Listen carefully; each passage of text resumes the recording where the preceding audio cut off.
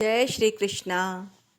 हिंदू पंचांग के अनुसार बच बारस का व्रत भाद्रपद मास के कृष्ण पक्ष की द्वादशी तिथि को किया जाता है। इस दिन महिलाएं अपने पुत्र की लंबी आयु के लिए व्रत रखती हैं और गाय का पूजन करती हैं। इस दिन व्रत के साथ ही कथा सुनना भी शुभ फलदायी माना जाता है। आइए सुनते हैं बच बारस की व्रत कथा को। पौराणिक कथा के अनुसार एक गांव में एक साहूकार रहता था जिसके 7 बेटे थे। एक बार साहूकार ने एक तालाब बनवाया, लेकिन 12 वर्ष तक भी वह तालाब पानी से नहीं भर सका। इससे परेशान होकर साहूकार कुछ विद्वान पंडितों के पास गया और उसने पूछा कि इतने दिन हो गए लेकिन मेरा तालाब अभी तक क्यों नहीं भरा।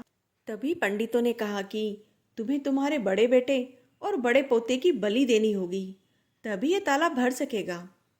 तब साहूकार ने अपनी बड़ी बहू को उसके माता पिता के घर भेज दिया और पीछे से अपने बड़े पोते की बलि दे दी, जिसके बाद तेज बारिश हुई और देखते ही देखते पूरा तालाब लबालब भर गया। साहूकार को जब ये बात पता चली तो वह तालाब की पूजा करने के लिए गया और अपनी दासी से कहने लगा कि गेहूं ला और धानु ला को पका लेना।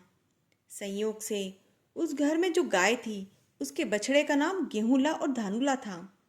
दासी ने नासमझी में गाय के बच्चे को ही पका दिया और वह दूसरे काम में लग गई। साहूकार जब तालाब की पूजा करके आया तो वहां पर गोबर में लिपटा हुआ वही पोता मिला जिसकी उसने बलि दी थी। साहूकार यह देखकर बहुत ही खुश हुआ और साहूकार खुशी खुशी घर आया तो उसने दासी से गाय के बच्चे के बारे में पूछा कि वह बछड़ा कहाँ गया। तो दासी ने उसे पूरी बात सच सच बता दी। यह सब सुनते ही साहूकार सिर पकड़कर रोने लगा और सोचने लगा कि जब गाय आएगी तो बछड़े को वह नहीं देखेगी, वो उसके परिवार को भयानक श्राप दे देगी। यह सब सोचकर साहूकार ने उस गाय के बछड़े को घर के पास ही गड्ढा खोदकर दबा दिया।